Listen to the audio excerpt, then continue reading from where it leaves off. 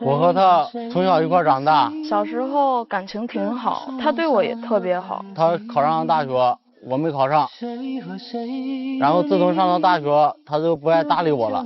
我去了城市，我们就越走越远，距离越来越远，就不是一个世界的人了。我真的想让她嫁给我，跟我回家。我就是想让她明白，我们真的不可能了。我不能和你回老家，请不要再纠缠我。看起来是一对青梅竹马，事实上是怎样呢？来，掌声请出他们，掌声有请。男主人公小涛，21岁，来自河南胡叶，学历高中；女主人公小蝶，20岁，同样来自河南，是一位本科在读的学生。来，有请两位。你们俩是什么关系？青梅竹马，从8岁到18岁10年了。那都是过去了，现在的确没有关系。你先听他说完好不好？怎么就青梅竹马了？你们俩？他是我们隔壁吃的，然后有一次下雨吧，我到他们庄去玩，他家里不是开个鱼塘吗？鱼塘和地头是需要用管子连着的，然后吧，他爸就在那种板子堵嘛，然后我过去看看，他爸问我你是哪庄的，我对他说我爸叫啥，他说我和你爸认识，然后吧，他从家里边跑出来，我看到他挺好的，当时3分倔强7分弱弱啊，我觉得这小姑娘是怎么生出来的吧，就是这样。你那会儿多大？我那会儿也就8、9岁，然后真的有记忆的。接着说。中午他爸就留我在他家吃饭，他家做的那小葱手擀面，他妈让他给我浇香油嘛，然后他给自己浇了2大滴，然后给我吧就很小气，说明那姑娘从小人就没看上，但是那种挺可爱的。好，我觉得你也挺可爱。然后他面吃的特别香。后来呢？后来上小学3年级的时候，还是有一次下雨，他爸来接他，我爸来接我，然后我爸跟他爸聊天，然后我心里就明白了，就是这个女孩。后来打扫班级，我就帮他端水，帮他扫地，帮他擦黑板。那都是过去了，你至于那么高兴吗？我畅谈往事的时候，我当然高兴啊，我哭啊。然后高中的时候吧，我就分到一个班了，我一直对他很好。学生时代嘛，打架这种事也不少，每次我都替他出头，这都是你自己愿意的。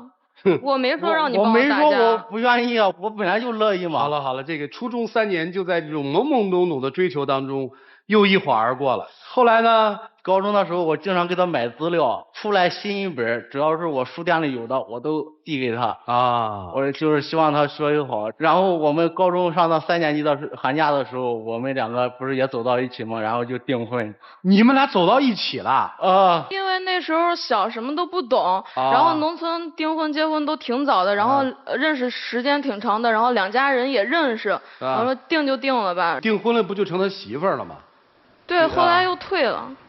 啊，你怎么不说退亲的事儿呢？你看那天除夕夜嘛，然后按照我们农村的风俗嘛，然后女方要去上我们家半夜去拜年嘛，然后我妈吧准备好多菜，又通知了我叔叔婶婶大娘二娘的，她说我们家表现的对她热情了，她挺受不了的。我没有说我受不了，我只是随口嘟囔一声，她就跟我生气。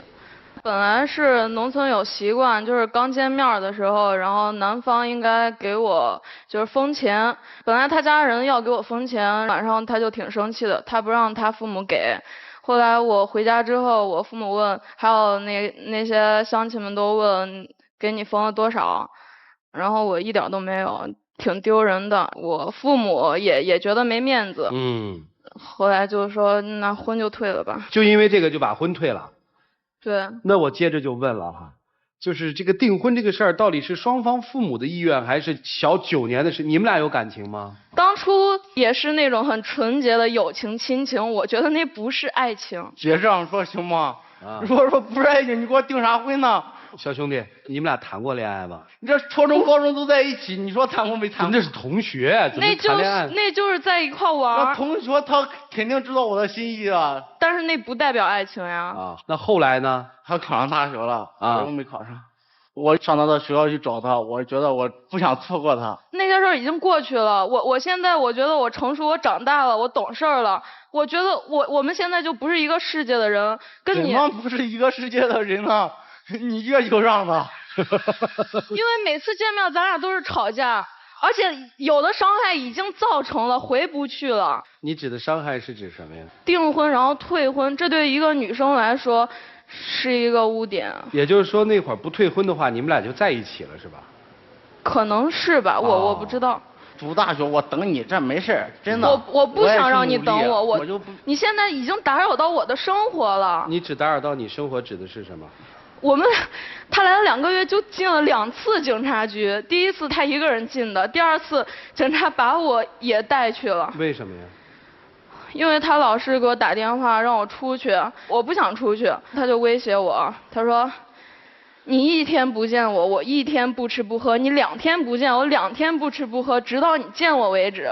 我当时也很生气，没理他。后来过了3、4天，然后就心软了。我说万一他饿出病怎么着？怎么办呢？然后后来就见了，然后就听他说了一大堆，说什么非得让我跟他回老家结婚什么的。因为我们宿舍一般11点左右要关门，然后到10点多了，我说我要走了。他不让我走，缠着我不让我走，说我要是走了没人陪他说话，要不你打110把我抓起来吧。我没辙了，我就打110把他抓走了。兄弟，那你现在做什么呢？你告诉我。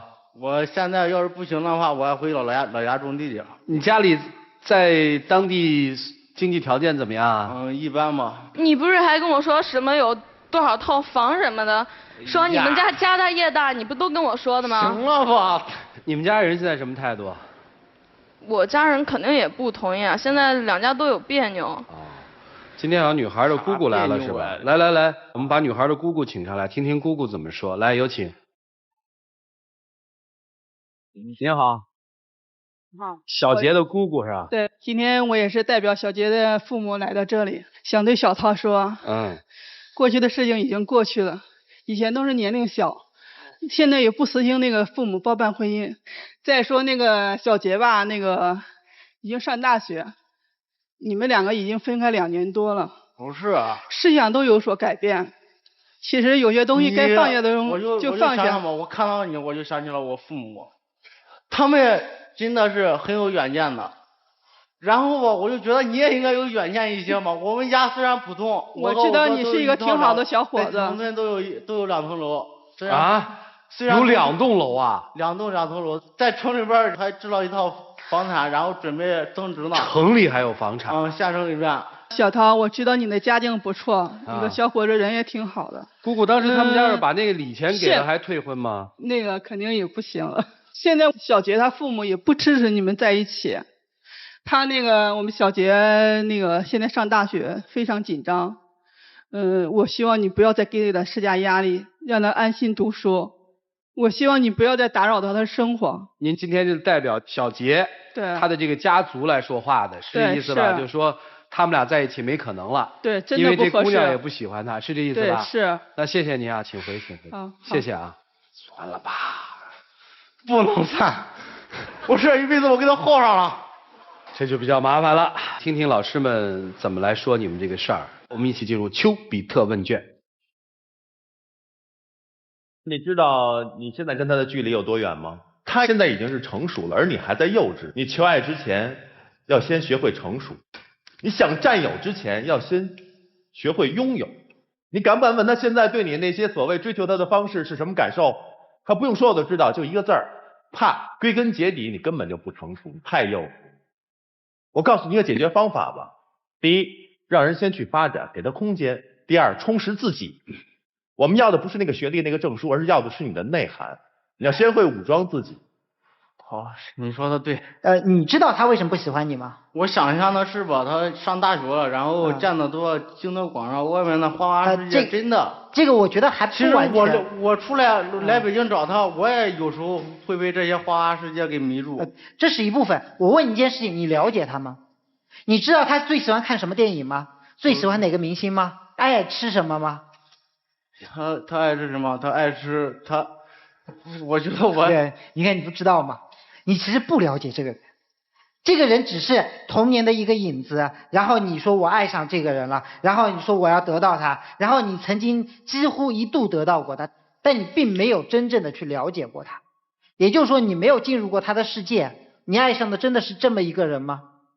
她现在还是你曾经小时候遇到的那个小女孩吗？不是了。你跟她之间的已经不叫差距，叫什么？叫隔膜。就你进不了她那个空间，她也进不了你的空间，你不在她的空间里面，她不需要你。我给你的建议啊，首先第一件事情，你应该回去好好想一下，你的人生里面除了这个女人之外还有什么？如果现在把你脑袋剖开，只有一张这个女人的照片，没有别的东西了，你的父母家人呢？你的生活呢？你的工作呢？你还要做些什么呢？其实吧，做一些跟这个女人无关的事情，先做了再说。做完了之后，你才会懂得我这个人其实还是一个人，不然的话，你这个人就是他的依附品嘛。姑娘，我对你2个建议，第一个，对待老家的人态度上不要有太有轻视的态度，我觉得这个是不好的。第二点，你要把事情要做就把它做绝了，你完全可以不去见他，你完全可以换手机号码让他联系不到你，让自己完全跟他保持一个安全距离，而你拒绝一段时间，然后又去跟他吃一顿饭，拒绝一段时间再去吃一顿饭，这是错的，这是你一次一次给予希望。可是如果就像他说那些话，你要是不见我，我就不吃不喝怎么着？他联系不到你啊，因为你换了号码，或者把他号码已经加入黑名单了。这一点你狠不下心，你这辈子他就跟你耗上了。该说的都说了，该怎么做，老师们也说清楚了。我只说点自己的感受。每次看到这样的故事的时候，是有些酸楚的。小鸟之所以不飞过沧海，不是因为它不愿意飞过去，是因为大海的那边早就没有了等待。我们不要去赞美南方的痴情，因为那是一种悲哀；也不要去谴责女孩的无情，因为那是一种无奈。没错，你是爱她的，从少年时代开始，她就是你的一个梦，你就渴望得到她。但是爱情当中真正的悲剧是什么？就是痴情与自私相伴，深爱与固执相随。一旦爱到不能自拔，荒诞无知便泛滥成灾。为什么说你自私？真正爱一个人是用造就对方的方式来成就自己，而你是什么？你是要通过消耗对方的方式来满足自己。比如说把他拉到农村才能跟你在一起幸福生活，而你根本不知道他内心要的是什么。我知道我今天根本无法说服你，所以我只有跟女孩说，无情到底。但凡是有一点点松动，那你可能就是害了她一辈子。如果你还真的对她以及你们的童年有那么一点点的眷恋和美好的怀念，那就请负起你的责任，对她无情到底。兄弟啊，从今天开始你能不能做一件事情？你说吧，什么事？能做吗？先说。你不说，现在你还挺狡猾啊！这叫狡猾吗？能做吗？能做。你说的啊。你这才叫狡猾。我没让你把他忘了，就从今天在心里定一个目标，变得比他更优秀，然后再去追他，做得到吗？做得到。你说的啊？我说的。没什么好说的，我最后今天特别希望你只做一件事，你要像个男人一样，就是那个门再转开的时候你就不出来，你跑了。行吧，大家都给你鼓励了，接下来咱们就把时间留给你们两个，来一起进入到黄金60秒。我觉得吧，你就把你的婚姻馈赠给我吧，行吗？婚姻不是说馈赠就能馈赠的。我是觉得咱俩现在真的不适合了，你条件也挺好的，真的。我希望你就像老师们说的似的，你先让自己变得强大起来，这些我也跟你说过，对不对？你让自己变得成熟起来，我感觉你现在就像个孩子一样，就像你说的。我就问你，今天愿意跟我走下去吗？你告诉我，我就不出来了。说不愿意，不愿意我就出来。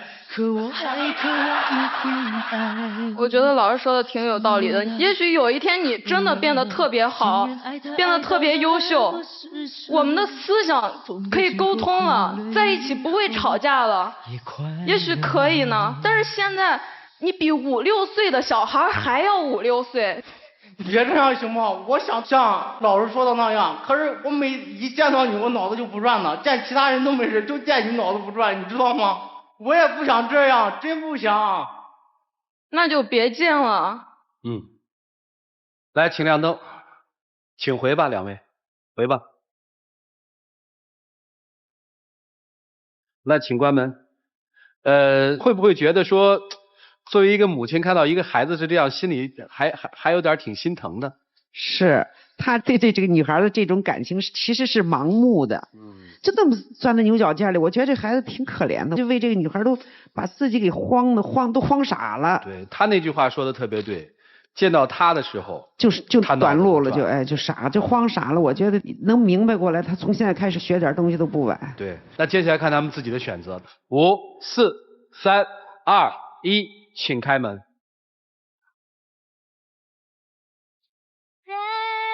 哎呀，